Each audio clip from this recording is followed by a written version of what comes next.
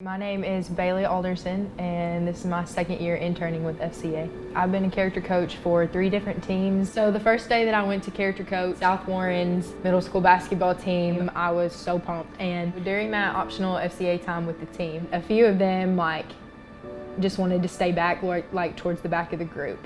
And I had one girl specifically, when I said, hey, I'm Bailey, I'm with FCA, gonna be coming to you guys each week, trying to share the gospel, tell you a little bit about Jesus. And she looked at me and she said, Jesus, what do you have to tell me about that? And a little intimidated initially, but thinking that they were trying to get a feel for me. And I said, well, sit down and I'll tell you all about it.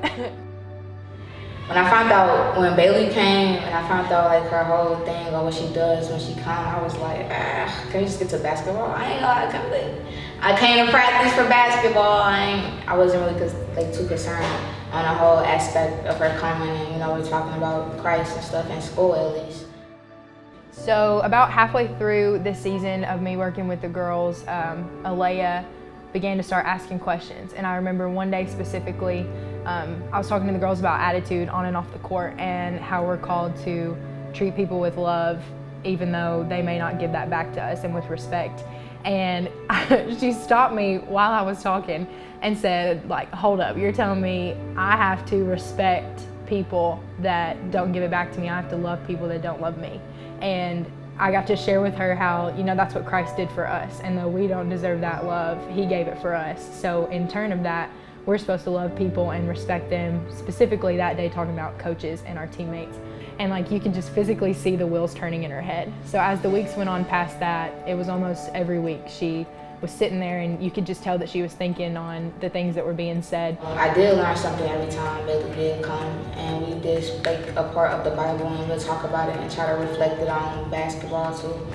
And honestly, I still didn't care too much for it because at the end of the day, all I could see was basketball at the end of the day. But her whole purpose was for me to connect Christ and basketball together.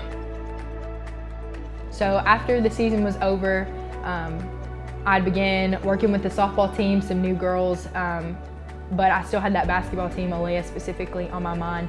And I remember just thinking, she's got to go to camp. I don't know why, but this girl has got to go to camp. And I called Brian and I said, this girl's got to go to camp some way, somehow. I know she's supposed to be there.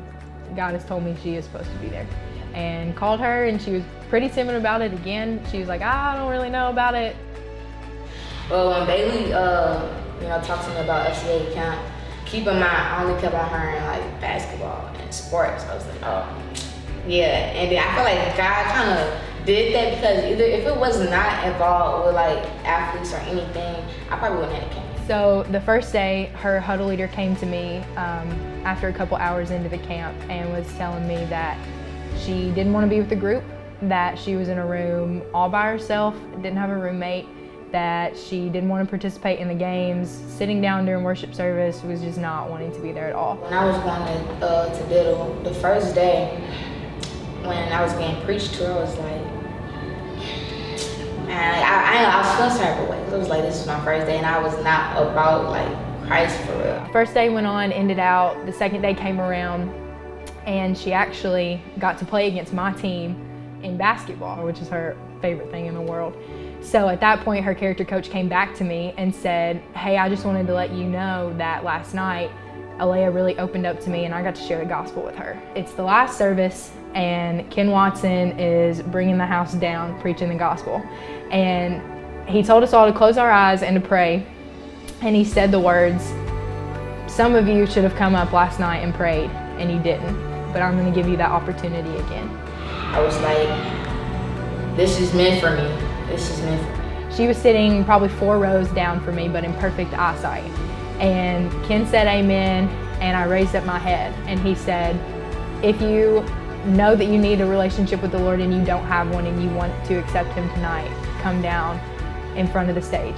And I felt, you can't never explain the feeling, but when, I'm kind of shaking when I think about it a little bit, when I knew that I had to become saved, it was I wasn't scared to get up. And I'm never scared to do anything, but I felt like I was not alone. And as soon as I opened my eyes and looked up, she stands up in front of all of Diddle Arena.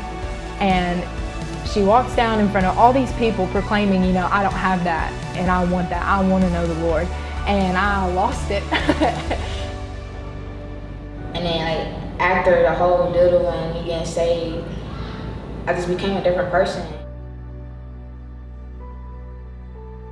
And she's completely different. Her attitude towards her sport, towards her family, towards her friends, everything's different, and that's what it's all about. That's why we do what we do, to pour into kids, to invest into kids, to character coach.